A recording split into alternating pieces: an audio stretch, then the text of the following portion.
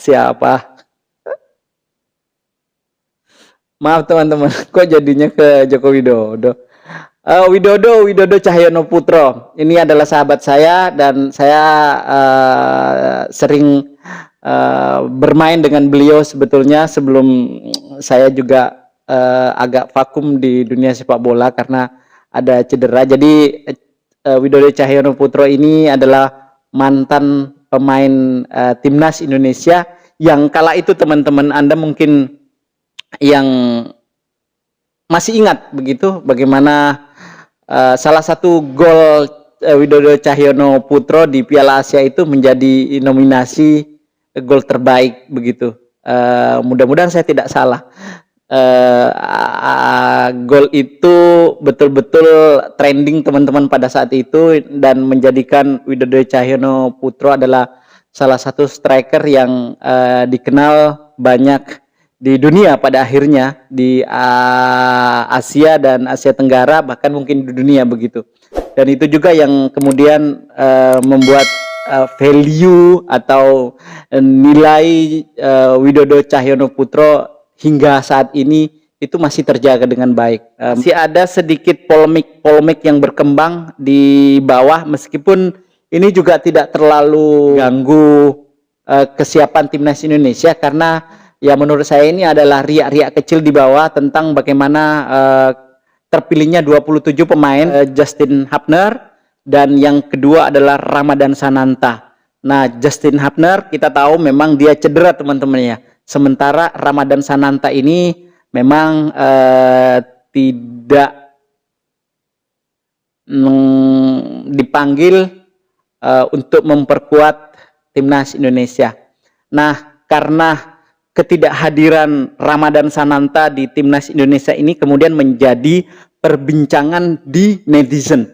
Termasuk di channel saya beberapa hari terakhir ini kami banyak meluruskan dan kami banyak memberikan keterangan-keterangan atau jawaban-jawaban yang mendinginkan suasana di bawah agar supaya polemik ini kemudian tidak melebar lalu kemudian menjadi konsumsi publik yang pada akhirnya media-media mainstream juga ikut memblow up soal ini dan khawatir kemudian mengganggu persiapan timnas Indonesia kita. Baik maupun secara untuk PB Bhinneka, hati-hati di jalan Pak, teruskan perjuangan.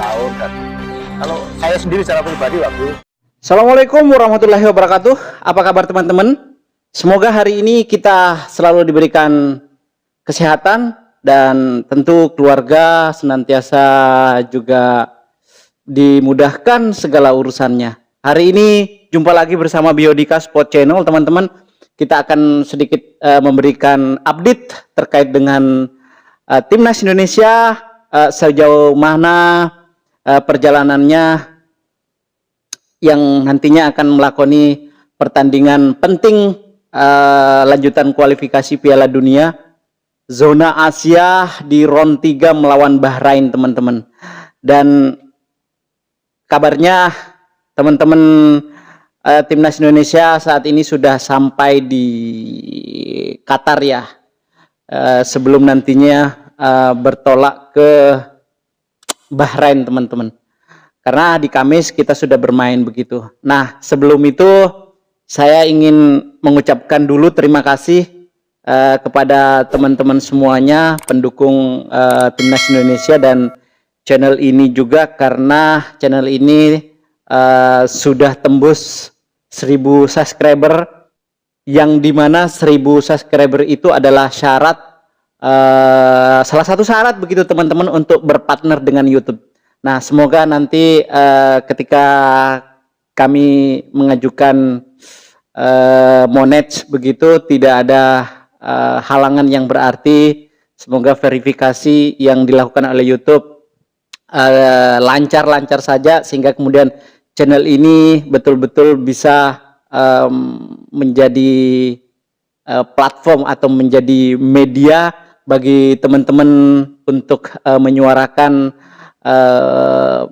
bagaimana meningkatkan persepakbolaan di Indonesia, khususnya di kota kami saat ini memang juga lagi giat-giatnya sama ya, animo masyarakat untuk melihat pertandingan timnas Indonesia juga luar biasa. Tentu pembinaan usia dini juga sedang digalakkan di sini. Makanya dalam waktu dekat ini saya coba akan menghubungi beberapa pelatih SSB teman-teman untuk kita ajak sharing diskusi terkait dengan kurikulum yang diterapkan di sekolah sepak bola yang ada di Gresik, sejauh mana semangat anak-anak muda untuk menyalurkan hobinya di jalur sepak bola. Dan tentu sebagai seorang pelatih SSB begitu, tidak hanya sekedar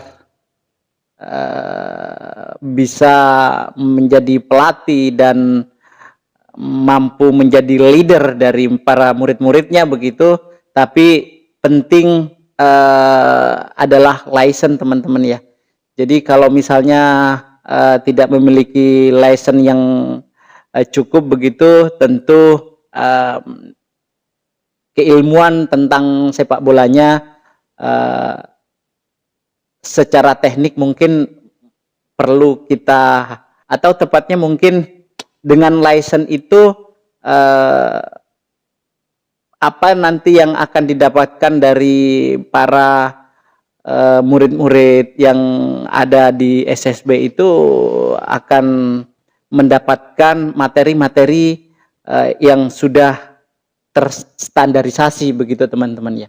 Jadi itu yang penting, dan semoga juga channel ini nanti bisa mengundang para tokoh-tokoh sepak bola yang ada di kota kami, khususnya di kota Gresik, karena begitu juga di Gresik ini ada banyak sebetulnya mantan-mantan pemain sepak bola di era mungkin ada Joko Widodo lagi.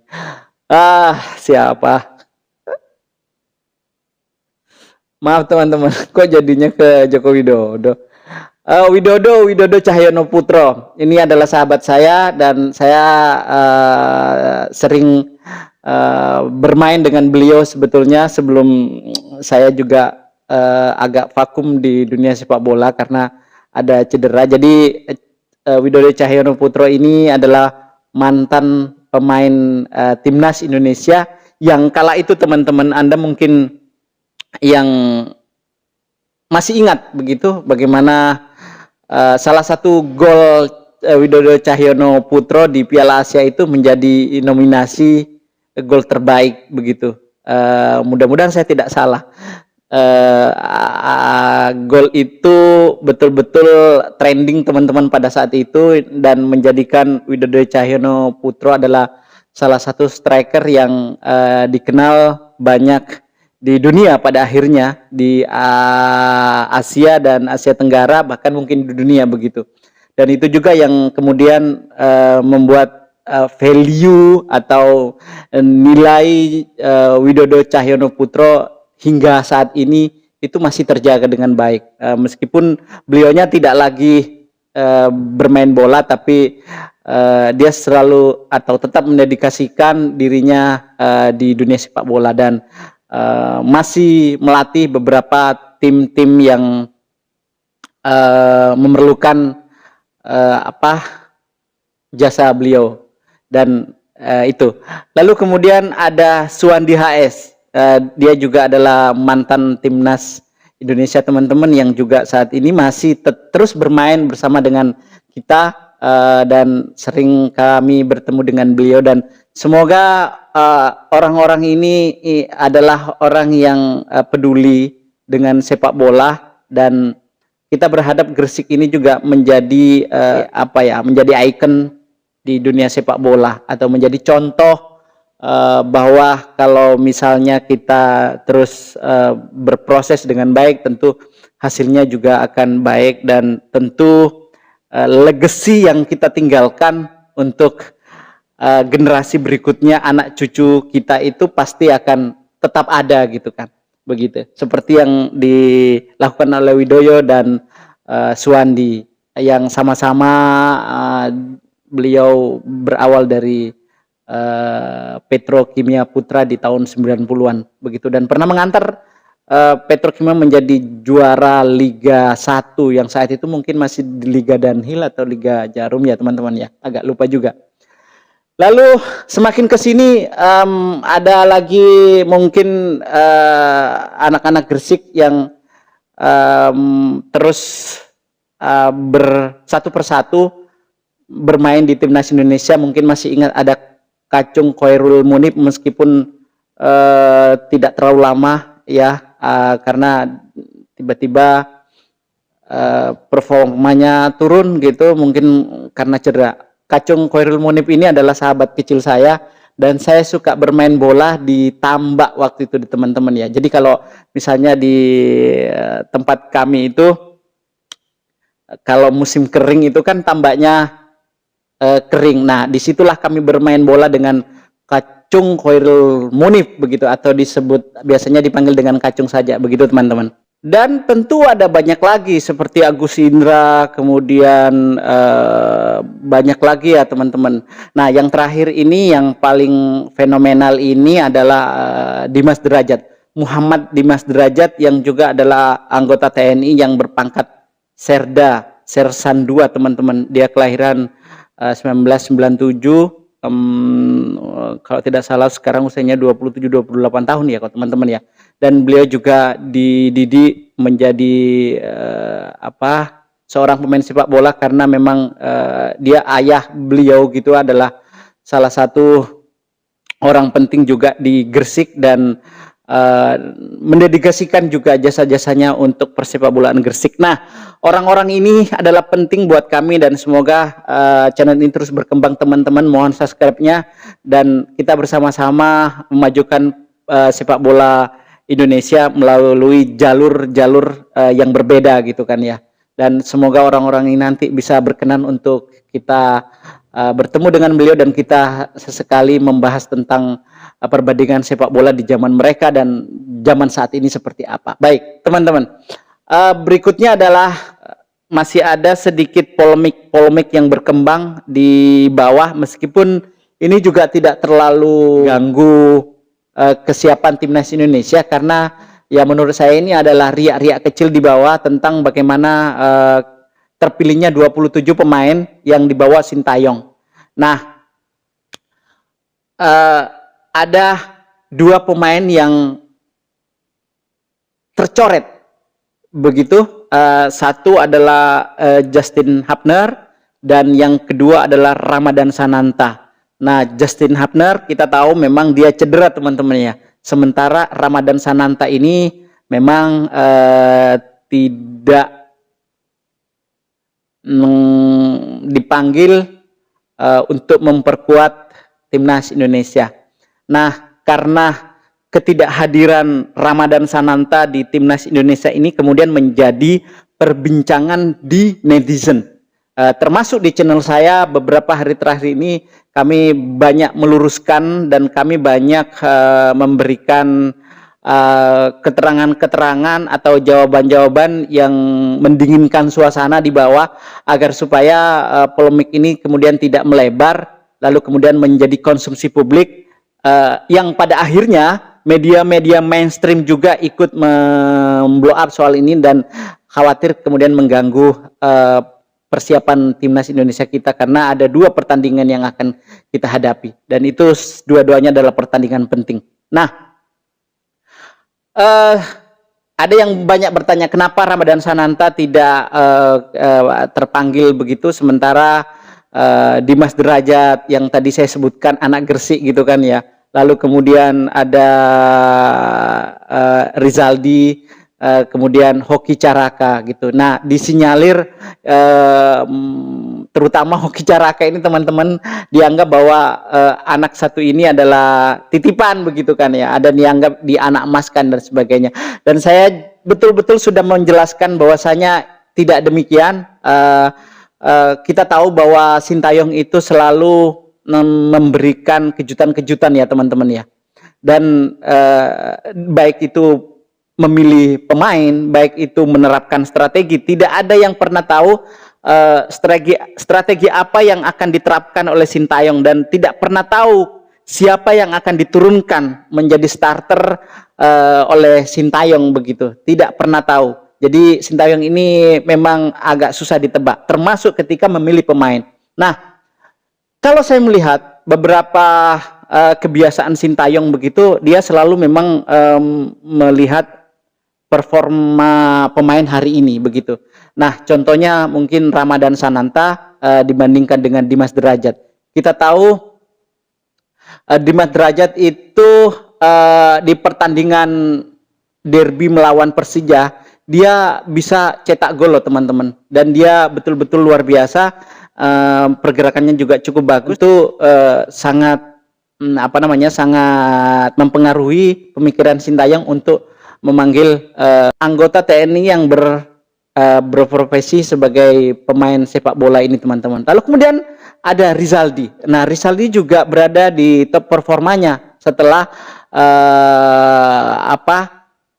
kepindahan dari Madura United. Dia bermain sangat Spartan begitu di klubnya sekarang Persebaya, dan banyak membantu penyerangan-penyerangan Persebaya, dan saya melihat bahwa Rizaldi ini jauh lebih baik daripada sebelumnya, dan itu juga menjadi alasan Sintayong untuk memanggilnya. Jadi saya melihat Sintayong ini melihat hari ini teman-teman ya, melihat performa hari ini.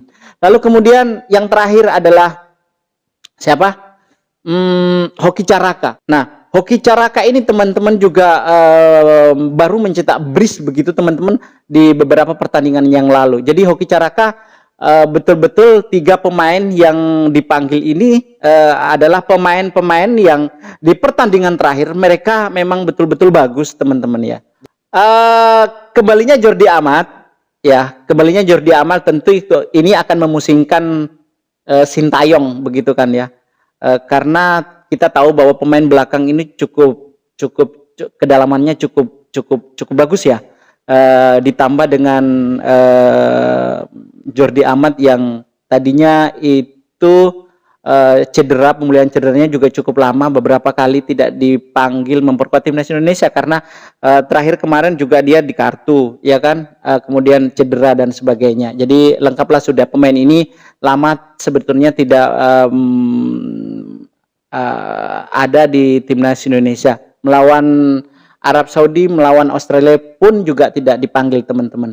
Nah, ini yang mungkin banyak orang bertanya, kenapa justru Jordi Amat yang boleh dikatakan baru pulih dari cederanya justru dipanggil oleh Sintayong. Begini teman-teman ya, terlepas nanti Jordi Amat ini dimainkan atau menjadi starter atau tidak, itu kan sebetulnya adalah hak prerogatif Sintayong. Tapi ingat teman-teman bahwa Jordi Amat ini adalah pemain yang syarat dengan pengalaman. Meskipun memang dia kecepatannya juga sudah mulai berkurang, tetapi dia memiliki pengalaman bermain di Eropa.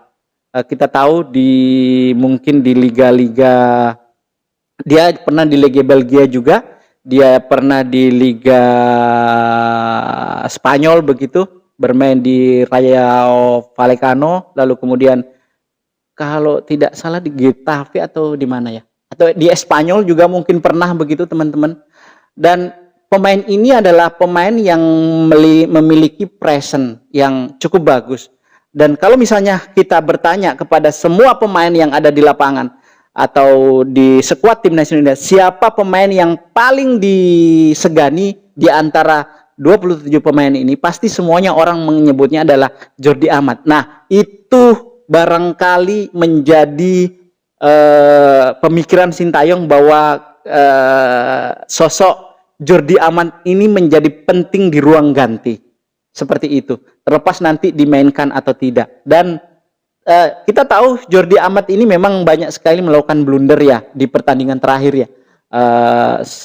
Waktu melawan Jepang juga ada blunder, kartu kuning atau melanggar main di kotak penalti. Melawan Vietnam juga ketika bola crossing begitu tidak mampu diantisipasinya, dan hampir atau bisa gol ya waktu itu ya, saya agak lupa. Jadi memang ada banyak yang ada kekurangan-kekurangan tersendiri ya. Tapi saya tahu bahwa ketika Jordi Amat ini bekerja sama dengan pemain-pemain yang cepat ya, ya saya pikir Jordi Amat ini juga bisa menjadi pemain yang bagus loh. Kita tahu bahwa ketika dulu bermain dengan Elkan Bagot kan tidak memiliki kecepatan, lalu kemudian dipaksa untuk mengcover Elkan Bagot juga, tentu itu kewalahan ya, karena kita tahu kecepatannya juga sudah berkurang. Tapi kalau misalnya bekerja sama dengan Hapner di situ, dengan lalu kemudian JISES misalnya, saya pikir pemain ini cukup luar biasa teman-teman. Kalau seandainya dipasangkan, itulah kemudian kenapa Jordi Amat, saya merasa bahwa keterpanggilannya dia di timnas Indonesia, hal-hal yang di luar itulah yang membuat Sintayong merasa percaya kepada Jordi Amat. Terlepas nanti dimainkan atau tidak, ya itu urusan nanti teman-teman ya. Lalu saya yakin bahwa siapa sih nanti, misalnya ada pertanyaan seperti ini banyak sekali, siapa sih nanti yang akan bermain di lini belakang, teman-teman? Pertanyaan begitu sering muncul ya.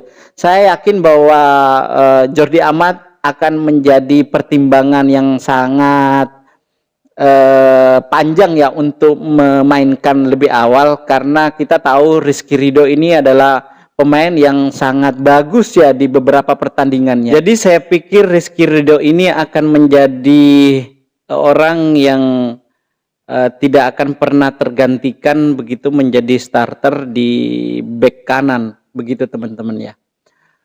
Lalu kemudian JISES ya, JISES ini pasti tidak akan tergantikan ya di back, karena kan kita pastinya akan memakai pola 3-4-3. Nah, JISES tidak akan pernah tergantikan. Saya meyakini Sintayong pasti akan memainkan JISES sebagai tembok pertahanan di depan Martin Paes.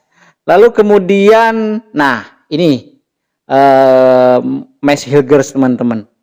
Apakah Mads Hilgers ini akan dimainkan di babak pertama begitu?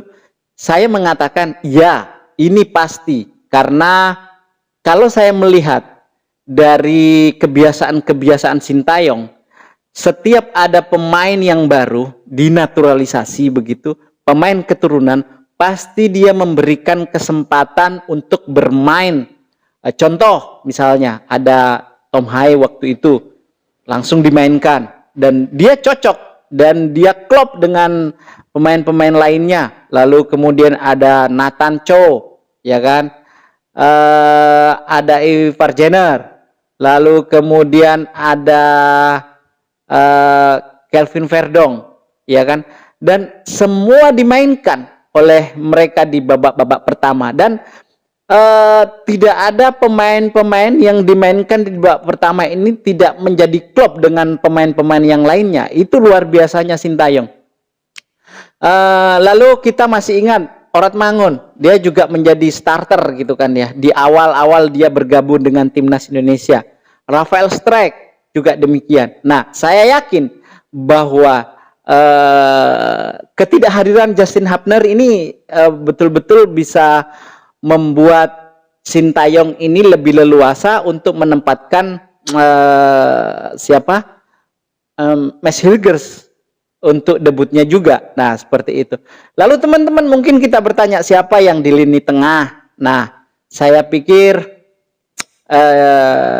kita sudah tahu bahwa di tengah ada Tom Haye. Saya yakin Tom Haye juga akan diturunkan, tapi ini juga masih tanda tanya teman-teman, karena pertandingan terakhir melawan Australia, Tom Haye ini sedikit ada masalah di performanya ya. Mungkin juga ada Ivar Jenner begitu bergandengan dengan Nathan Cho, lalu kemudian di sebelahnya ada bisa Sandy Walsh, kemudian ada Kelvin Verdong teman-teman, karena saya yakin Arhan juga pasti akan tidak dimainkan terlebih dahulu karena Al Ahly sendiri menit bermain di klubnya juga cukup kurang begitu. Jadi saya yakin Sandy Walsh itu waktu bermain dengan Arab Saudi luar biasa. Overlapnya itu tidak biasa teman-teman. Ini gila orang ini.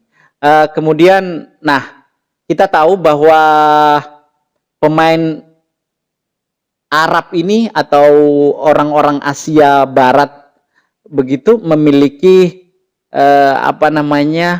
kecepatan yang sangat tinggi, pressing juga, dan dia memiliki skill-skill yang bagus. Nah, kalau misalnya tidak diimbangi dengan pemain-pemain yang juga memiliki kualitas yang bagus begitu, tentu kita akan kesulitan. Dan saya yakin Sintayong tidak akan pernah mau mengambil resiko sekecil apapun di pertandingan ini nantinya. Dan yang paling penting adalah dulu sewaktu Justin Hubner masih ada. Nah, Justin Hubner ini menjadi backbone, menjadi preman teman-teman ya. Jadi banyak dia mengganggu mental para pemain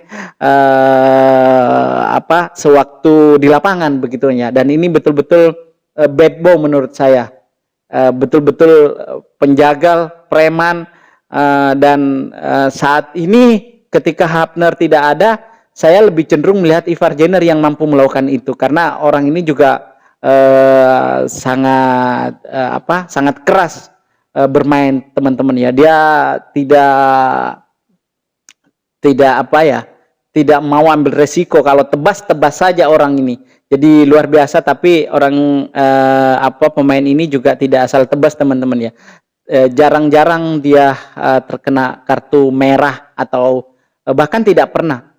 Pernah ya? Iya, pernah ya teman-teman ya. Jadi resiko pemain bengal itu ya seperti itu teman-teman.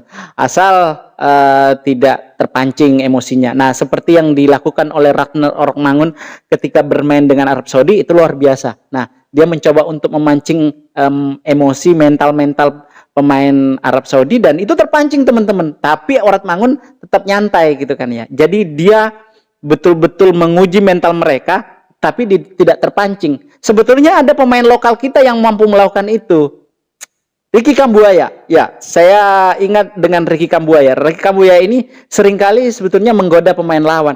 Tapi Ricky Kambuaya ini teman-teman, kalau tidak betul-betul kita ingatkan, itu kadang-kadang Ricky Kambuaya ini juga ikut terpancing. Jadi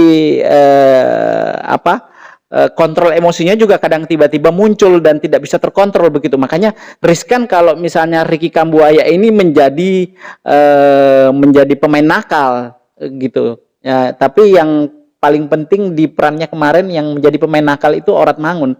Dan Ivar Jenner saya yakin akan menjadi pemain yang bisa melakukan itu nantinya, teman-teman.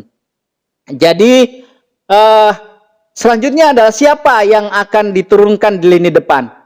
Nah, seperti yang saya katakan tadi bahwa semua pemain-pemain yang dihadirkan pada saat pertama kali itu pasti dimainkan. Nah, kita tahu Rafael Struijk sudah menjadi starter sejak awal begitu kan. Lalu kemudian Orkmangun pastinya di 2 pertandingan dia luar biasa mencetak gol ke gawang Arab Saudi. Lalu terakhir dia bermain bagus juga gitu kan ya. Pasti akan dimainkan. Nah, tinggal satu nih, Eliano Rangers teman-teman. Saya yakin pemain ini akan terus dimainkan, coba akan dimainkan seperti halnya Max Hegers teman-teman, karena kita tahu ya seperti yang saya katakan tadi di awal, Sintayong ini cenderung selalu memainkan pemainnya apabila ada yang baru dan semua pemainnya itu bermain dengan bagus di debutnya, tidak ada yang tidak bagus, semuanya bagus sehingga itu sangat berkesan teman-temannya. Jadi saya katakan sekali lagi bahwa mungkin di pertandingan di Kamis besok itu ada 2 striker lokal kita yang tersingkir, Witan Sulaiman dan Marcelino begitu kan ya.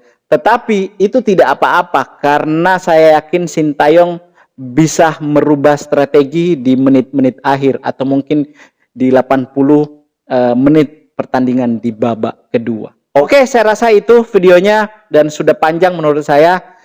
Semoga channel ini terus berkembang. Terima kasih atas dukungannya dan sehat selalu. Jaga selalu timnas Indonesia dari rongrongan luar, dan tentu yang paling kita takutkan itu adalah riak-riak yang dari dalam, karena sekarang ini kita sedang menuju ke sebuah pertandingan besar. Terima kasih. Assalamualaikum warahmatullahi wabarakatuh.